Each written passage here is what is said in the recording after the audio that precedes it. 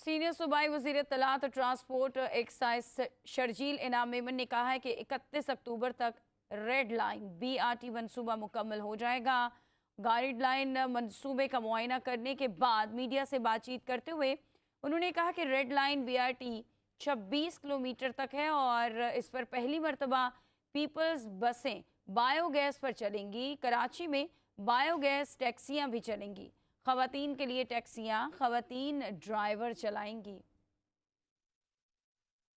EV buses ये project red line BRT का जो कि 26.5 किलोमीटर तक है और ये पाकिस्तान का पहला ये सर्विस है BRT की जो कि बायोगैस पे चलेगी। मतलब इससे पहले डीजल हाइब्रिड पे चलती हैं बसेस।